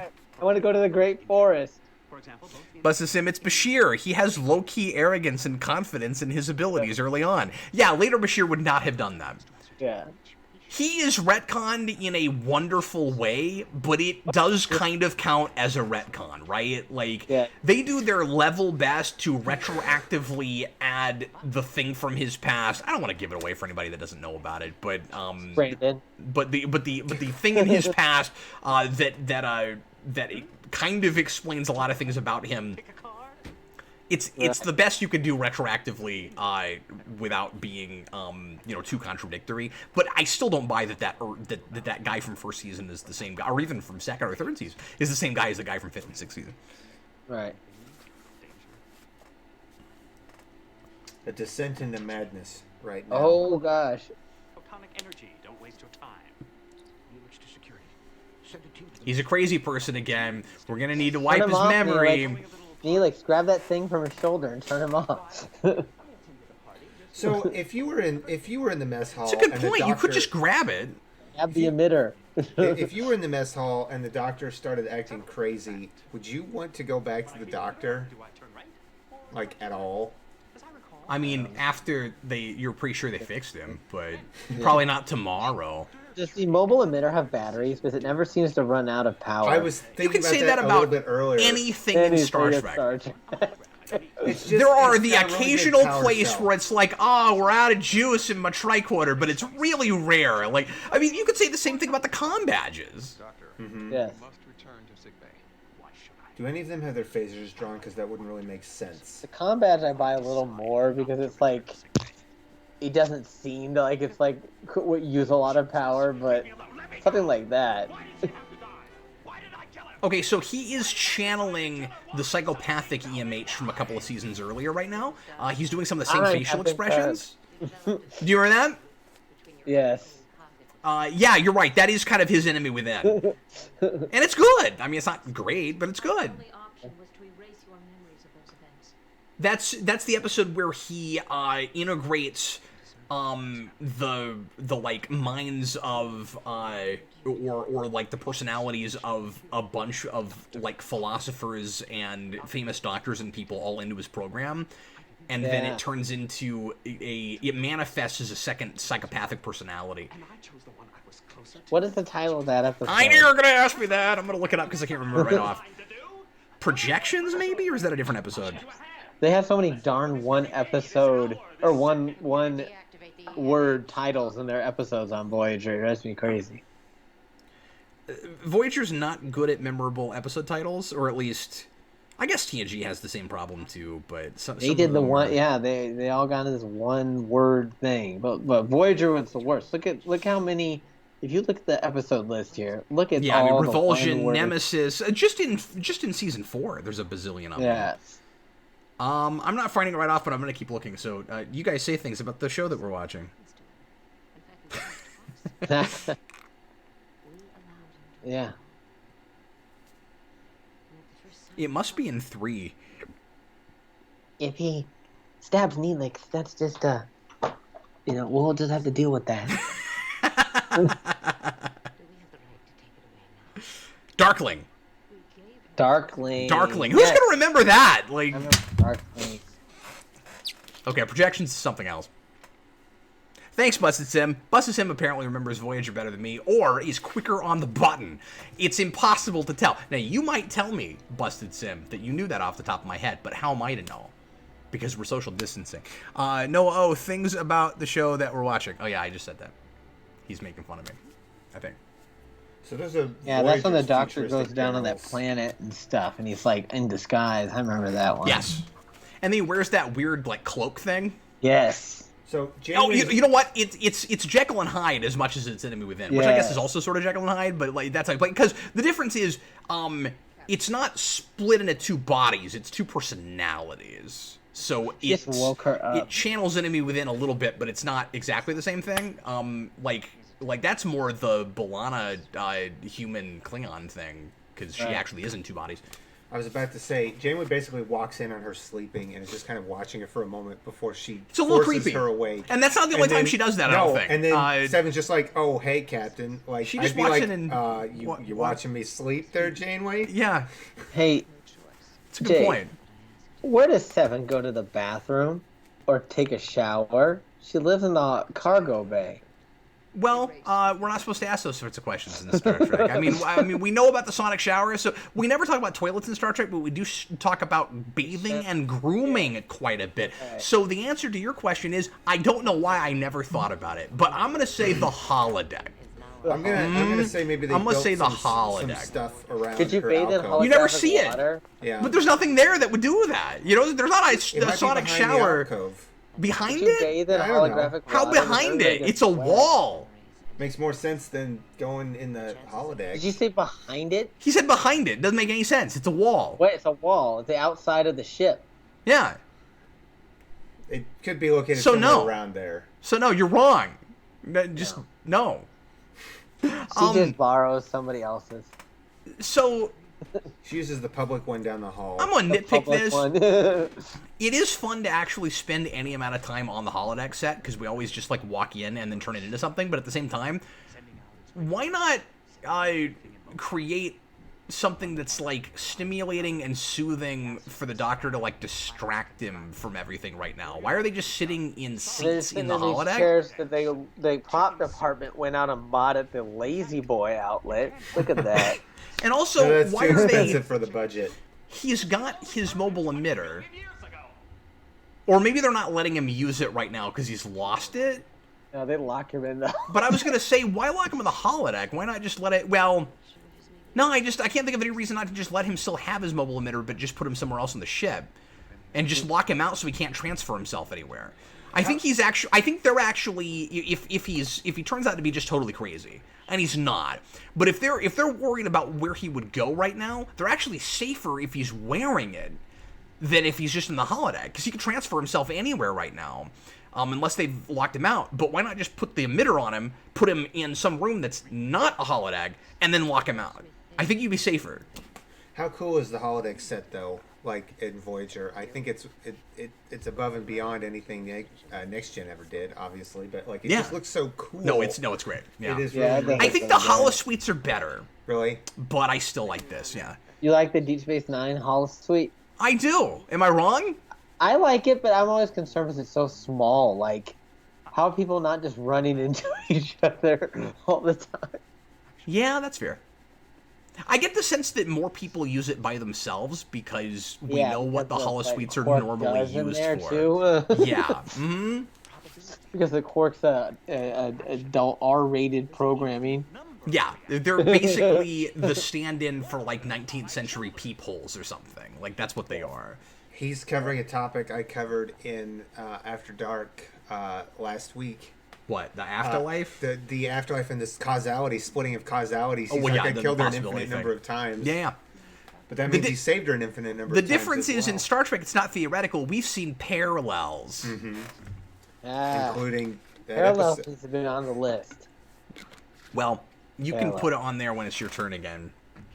No, that's when Carpenter Street's going up. Oh. Then you're not getting a turn, is what I've decided. Captain's prerogative. What is your favorite holodeck set? My favorite? Probably the Voyager one is pretty good. I like the Deep Space Nine one too.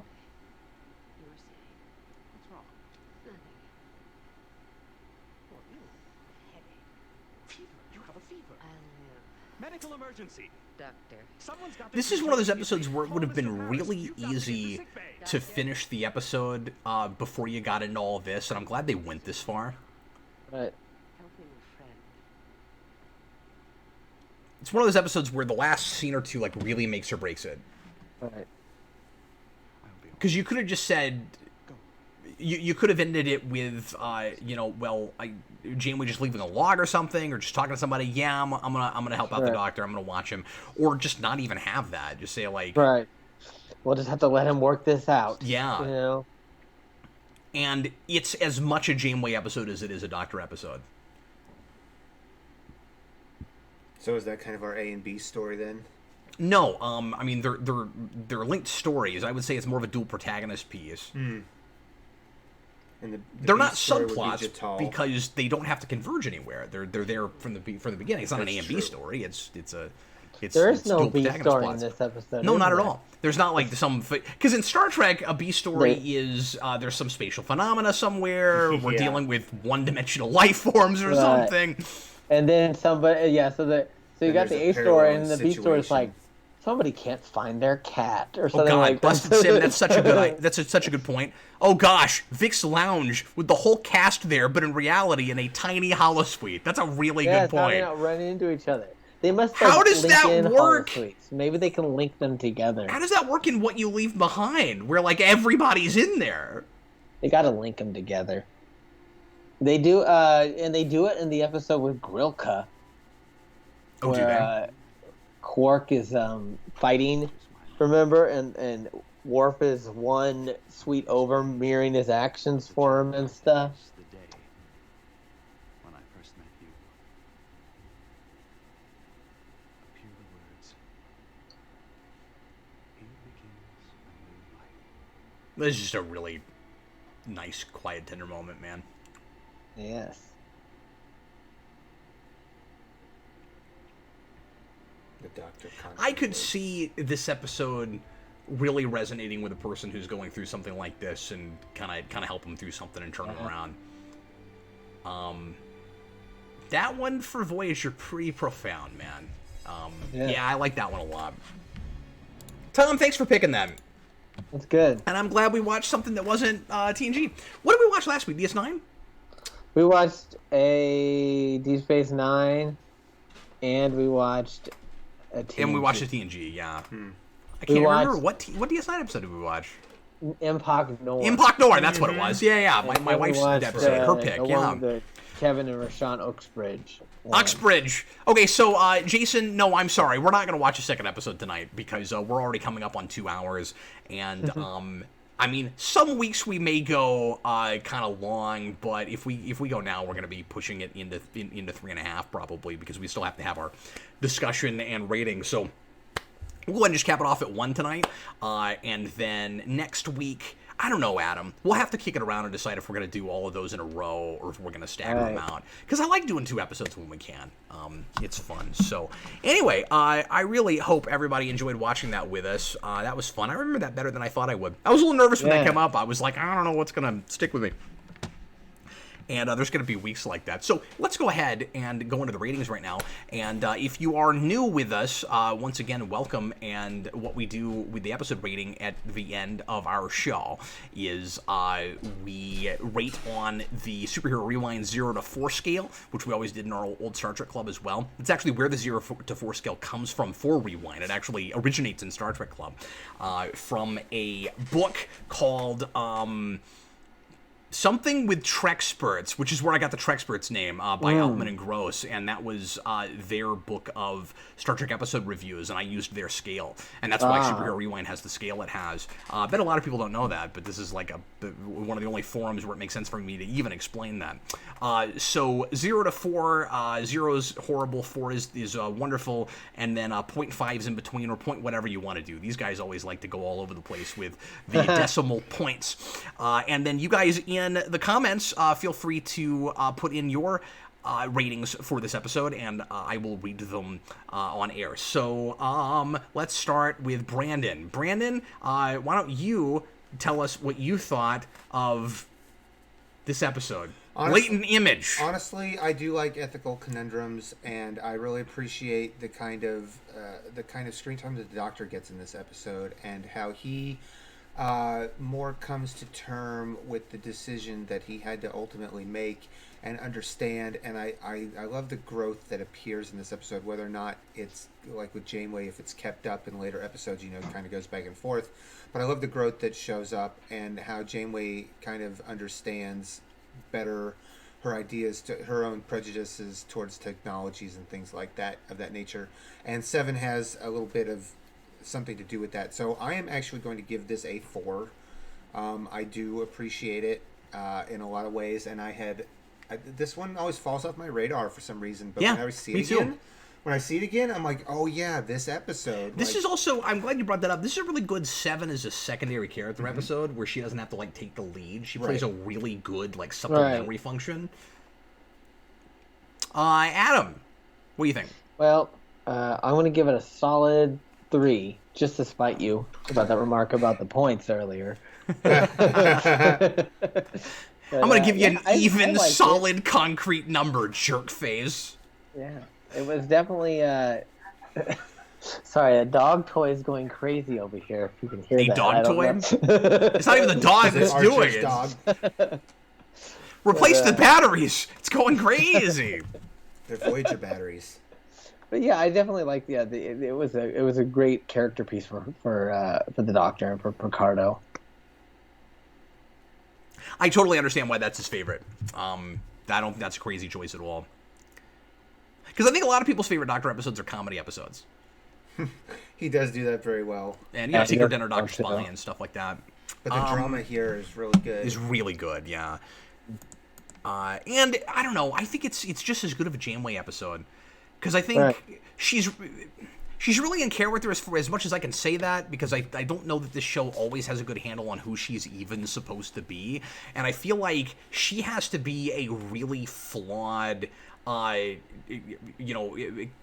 She has to be a really flawed captain compared to somebody like Picard, where she doesn't always make the right choice, and she has the tendency to kind of let her emotions get the better of her. And I think there are episodes where she obviously is doing that, but the episode doesn't do that. This is an episode that feels like it knows the ways in which Janeway is flawed, and then is writing her as a flawed but sympathetic protagonist, as opposed to trying to make us think that the terrible things she's doing are the right thing to do.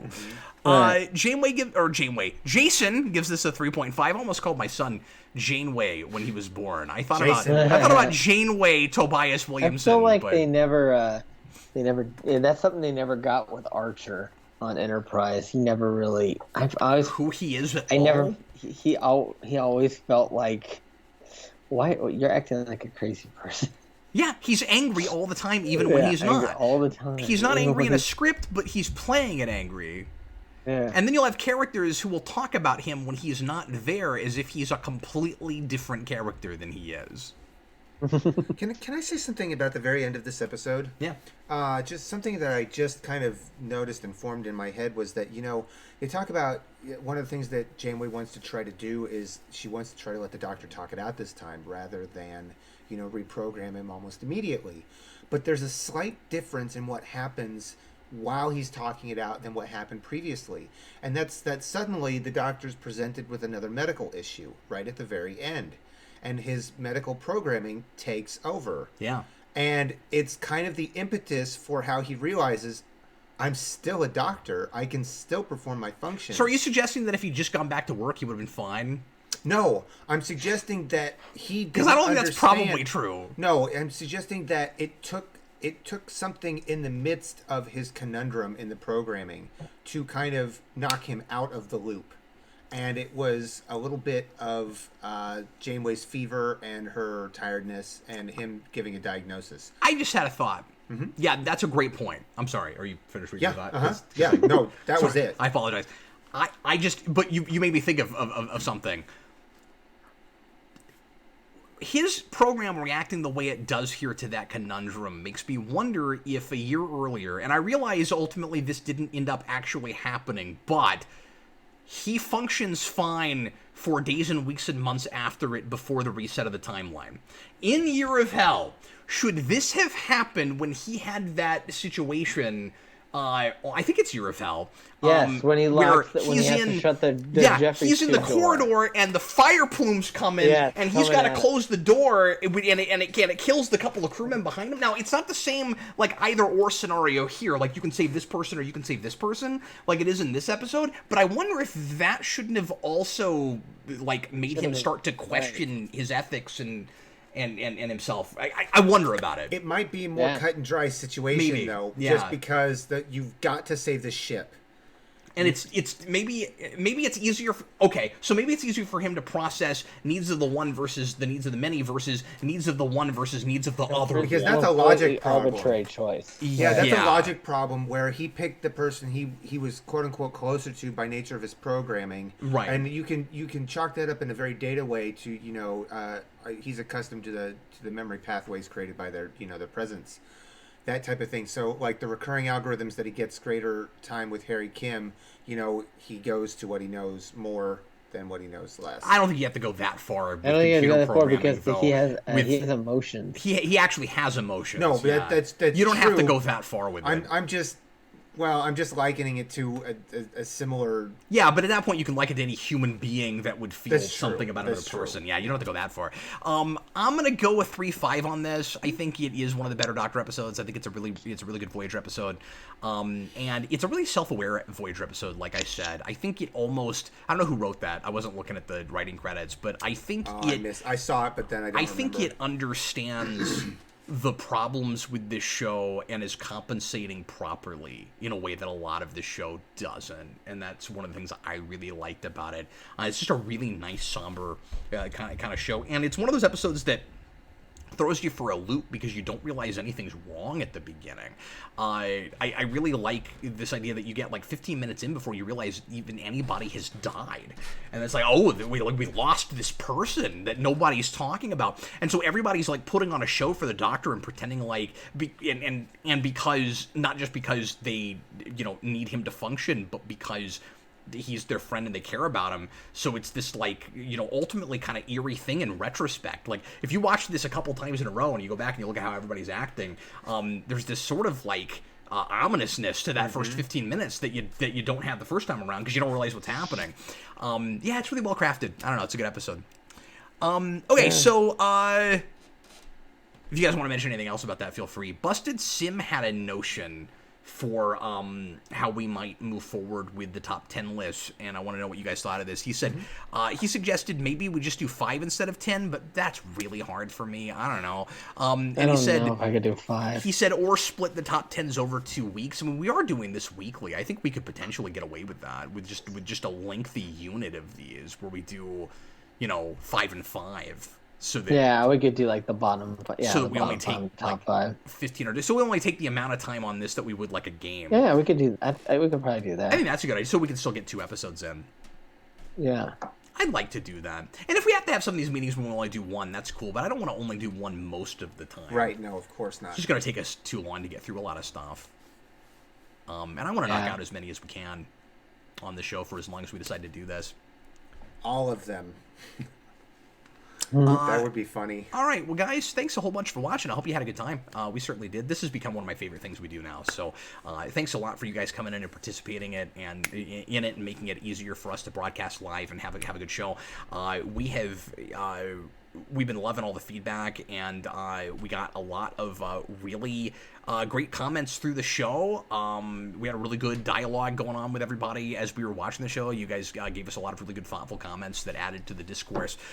So we appreciate it, and saw some new faces tonight too. So thanks for being here. I don't think Busted Sim's been in this show before, or if he has, I don't remember. HB Haga is a name I don't recognize. So yeah, thanks so much for being here, guys. Anyway, we will see you again next week. I was Captain Logan, and that's Brandon of the Grims, and that's Adam of the Merediths. Yeah. Later, folks.